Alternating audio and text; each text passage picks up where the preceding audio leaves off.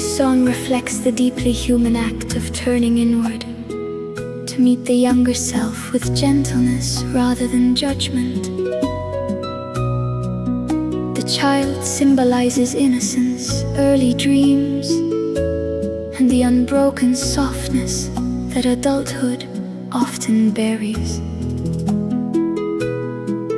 In Suu Kyi's inner life, this parallels the widely known sense that she carried childhood memories and values as quiet companions throughout her life, even during long periods of solitude.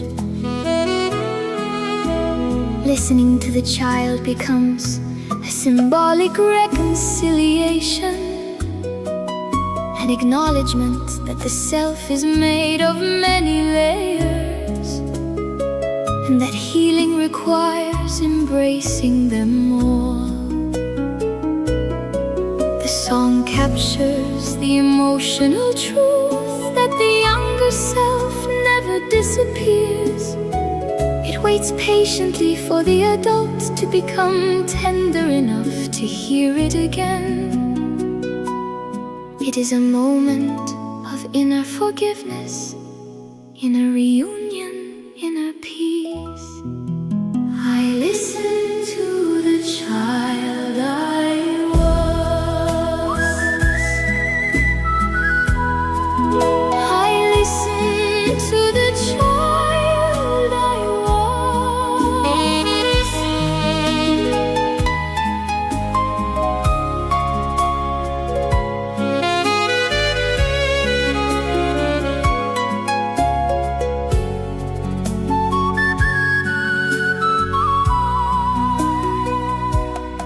I sat beside my younger self on a quiet, trembling night, and the shadows on the ceiling held a soft and silver light.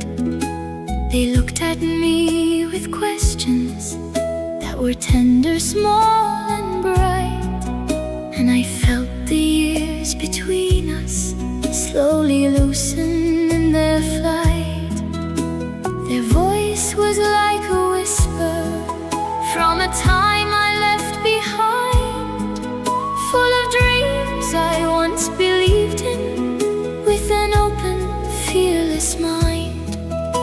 And though I'd grown much older, with the burdens life designed, the child I was still waited for a truth I'd never find. So I listened to the child I was, to the quiet, trembling cause, to the hopes I had forgotten in the rush of what life does.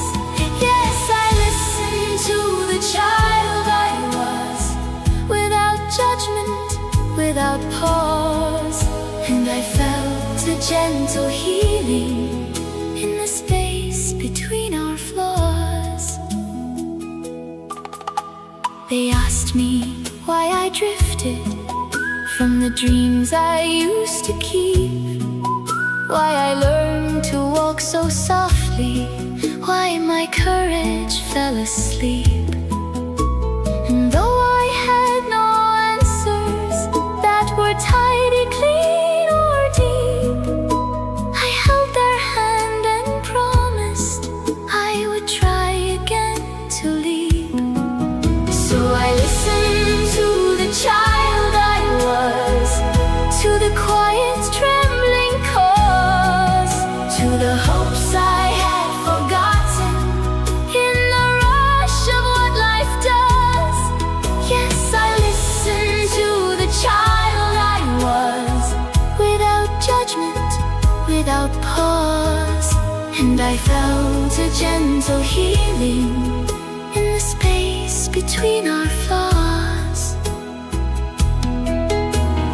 Maybe growing older isn't leaving youth behind, but learning how to carry every version of our moment.